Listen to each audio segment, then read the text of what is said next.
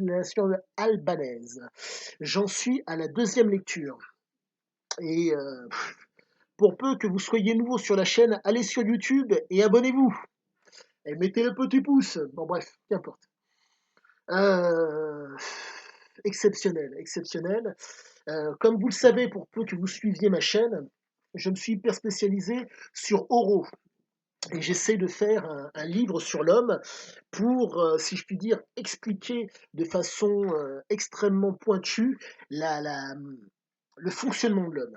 Et là, je peux vous dire une chose, là j'en suis, si je puis dire, je suis presque à la genèse par rapport aux attitudes comportementales de Ziké, grâce à cet ouvrage. Il faut comprendre que le père de Ziké était donc albanais, la mère était gréco-libanaise. Donc d'un côté, vous avez une mère, si je puis dire, voyageuse, qui avait des neurones analogique qui très très puissant, qui a transmis ça à son enfant. Et de l'autre côté, vous avez un guerrier albanais. Guerrier, soit dit en passant, de père en fils. Le grand-père était guerrier, le père était guerrier. Chose que vous pouvez vérifier dans Sixième gentilhomme de fortune. Et donc là, vous avez des éléments de compréhension de la façon dont peut vous structurer, dont l'Albanie a structuré cet homme. Il faut comprendre que au niveau, comment dire, pour reprendre, il y a un proverbe qui dit le pays avant les hommes. Donc je pense que l'Albanie a été une terre qui, entre guillemets, était formatrice mentalement de Ziké. Il faut savoir que les Albanais sont un peuple qui sont allés de par le monde. La monarchie albanaise que je suis en train d'étudier est proprement, je ne dirais pas stupéfiante, mais ce sont des gens qui sont des prédateurs, entre guillemets, et sont aussi des exploiteurs. Je suis dans l'obligation, bref, je prends cette précaution oratoire, mais je suis dans l'obligation d'expliquer. Le prédateur domine, a le privilège et a le pouvoir. L'exploiteur, il dirige, et comment dire, on lui donne et il prend, et il dirige. Ce sont des choses qui ont, comment dire, qui ont l'air d'être anodines, mais qui font réellement toute la différence. Et si j'ai bien compris, je ne sais pas par quel heureux hasard, si vous voulez, la monarchie albanaise est une monarchie qui s'intéresse réellement à son peuple. Au prime abord, ce n'est pas une monarchie, si je puis dire, décorative. C'est vraiment une monarchie qui cherche à aider le peuple, à trouver le meilleur pour l'Albanie, qu'il soit en Albanie ou en dehors du pays. Donc il y a une présentation et une représentation qui est très très souvent donnée, qui est extrêmement qualitative. Et je mets un bémol, car je ne côtoie pas plus que ça d'Albanais. Mais par contre, l'ouvrage, euh, je dirais de 1900, quoique, allez, au grand mot ouais,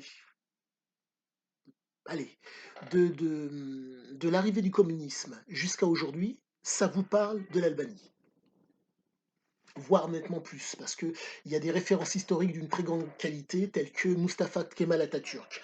Et donc, vous voyez comment vous dire, vous voyez pardonnez-moi, vous voyez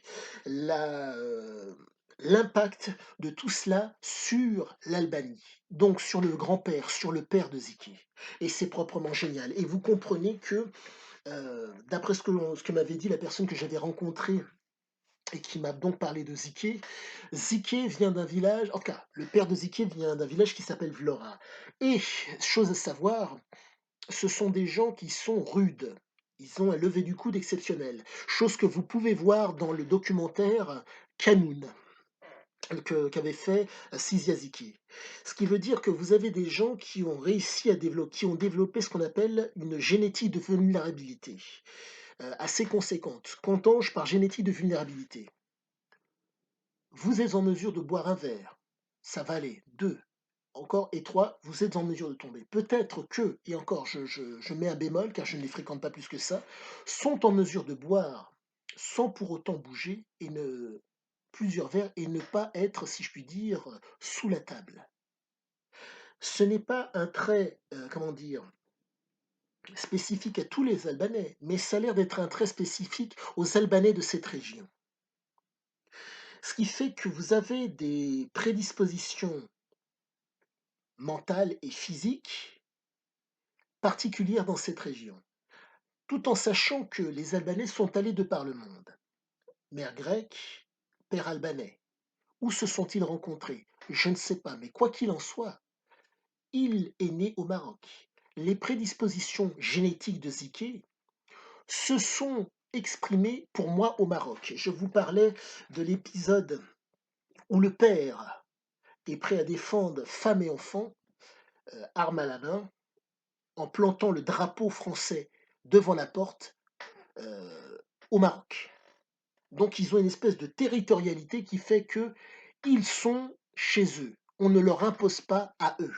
Ils imposent. Ziké a été imprégné par cela. La monarchie albanaise réagit de la sorte. Le triptyque, si je puis dire, du Kanoun, pour ce que j'ai pu en comprendre et les éléments qu'on m'a donnés, est le suivant. La famille, le clan, le drapeau.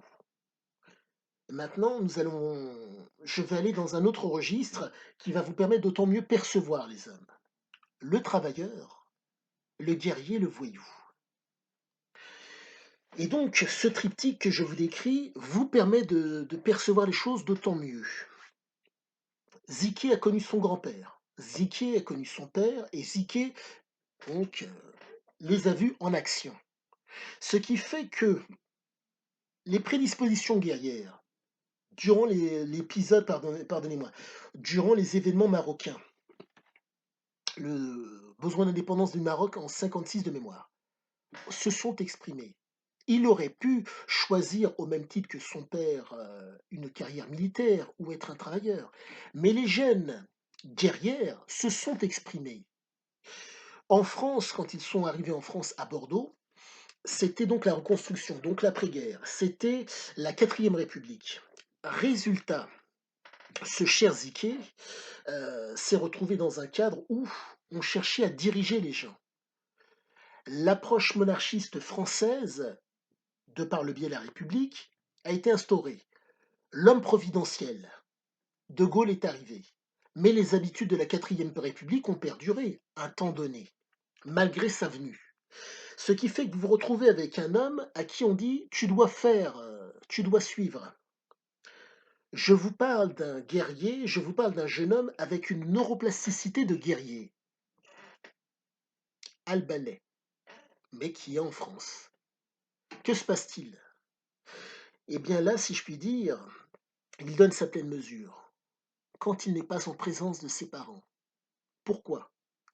Car arrive un moment donné où, à l'âge de 13 ans de mémoire, il commence à courir plus vite que son père, donc il trouve le moyen de se lancer dans l'aventure qui lui était le plus accessible, le monde de la nuit.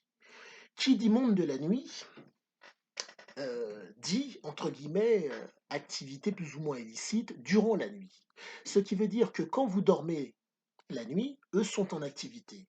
Donc il y a eu un chamboulement hormonal à ce moment-là.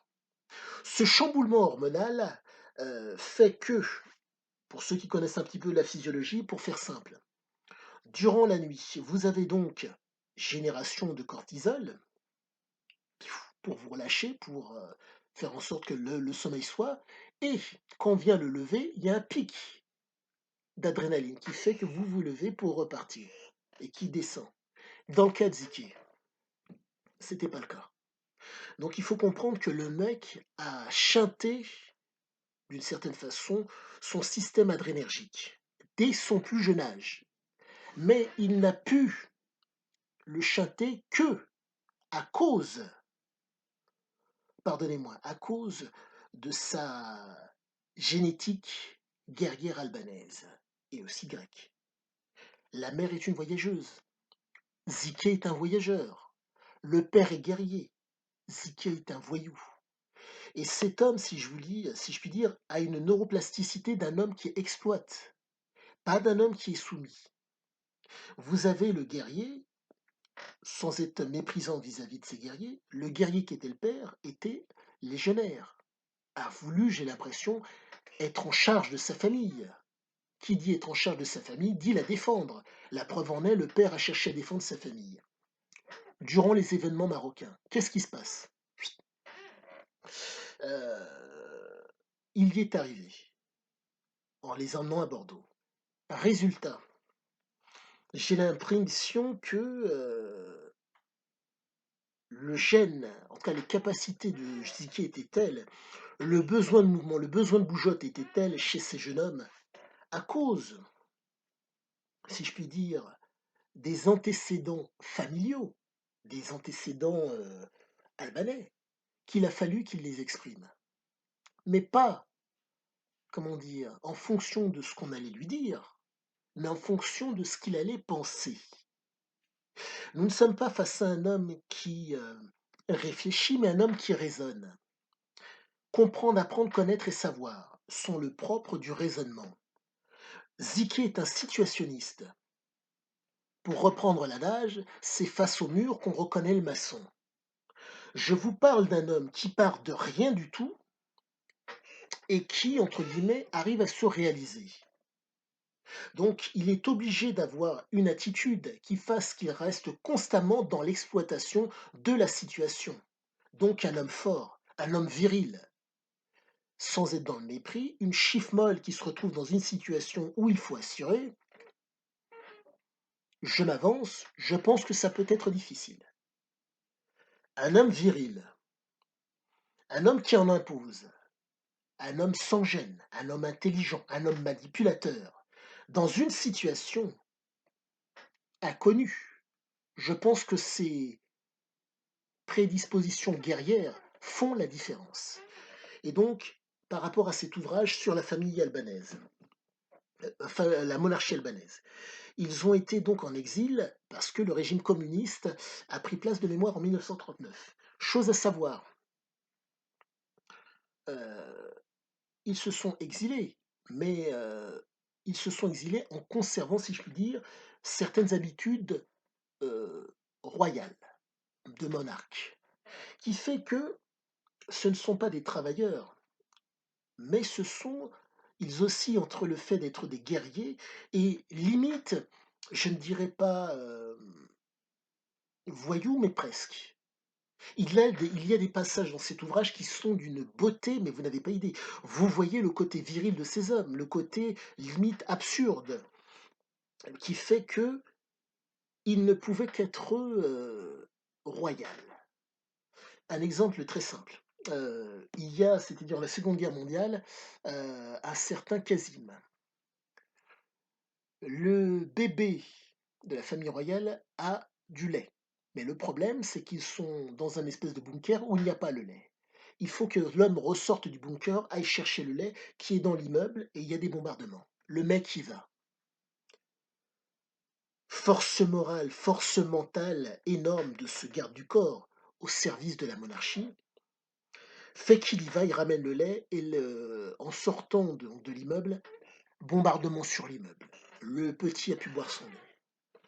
On est face à des hommes, vous m'en excuserez pardonnez-moi pour cette vulgarité, des hommes. Et je pèse mes mots quand je vous dis ça, vraiment des hommes. Et quant aux femmes,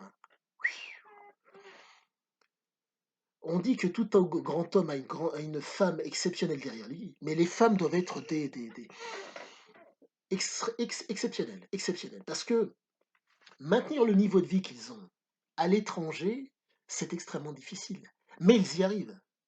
Donc on est vraiment face à des gens euh, refusant d'être dans la soumission et j'ai l'impression refusant d'être des prédateurs. Mais ce sont des exploiteurs qui peuvent osciller peut-être parfois vers la prédation. J'ai l'impression. Mais euh, d'après le livre, c'est pas fréquent, c'est pas récurrent. Mais quoi qu'il en soit, c'est magnifique. Ils ont l'Albanie au cœur. Ils ont l'Albanie chevillée à l'âme. C'est un plaisir. C'est un plaisir. Et là, quand vous voyez le comportement de Ziké, vous comprenez que l'imprégnation albanaise a vraiment fait que on est vraiment face à, pardonnez-moi, je n'aime pas d'autres mots pour l'instant, un zob. Un zob, c'est plaisant. Donc je le dis haut et fort, Je vais continuer sur ma lancée avec beaucoup de difficultés parce que, je dois être dans les écrits et dans la lecture et si vous voulez, lorsque l'on n'est pas un voyou, que lorsqu'on n'a pas la neuroplasticité d'un voyou, écrire sur un voyou vous en apprend énormément sur vous et sur nombre de choses qui vous sont arrivées et je ne dirais qu'une chose, lisez Ziki. Il va vous sortir, si je puis dire, de votre, pour peu que vous ayez un souci ou pour peu que vous ayez des interrogations, il va vous sortir de votre, de vos soucis, voire de votre interrogations sur nombre de choses. Je pèse mes mots, je pèse mes mots. L'ouvrage est, proprement, magnifique, une vraie merveille. Je le dis haut et fort, allez-y! On est vraiment face à du lourd, on est face à de l'intelligible, on est face à du pertinent, on est face à de la sagacité. Mais le problème est le suivant, aussi puissant soit le livre, il a été écrit a posteriori. C'est pas un journal de bord. On est vraiment face à un mec, si c'est un menteur, c'est un grand manipulateur. Mais le problème, c'est que c'est tellement, comment dire, tellement fin, tellement précis, tellement, sensitif, tellement que ça vous imprègne, que c'est pas possible. Il vous parle réellement de ce qu'il a vécu. Il vous parle réellement de sa démarche psychologique pour aller au-devant d'une aventure. Franchement, allez-y. Sur ce, je vous souhaite à tous une excellente fin de journée. Je vous dis à bientôt.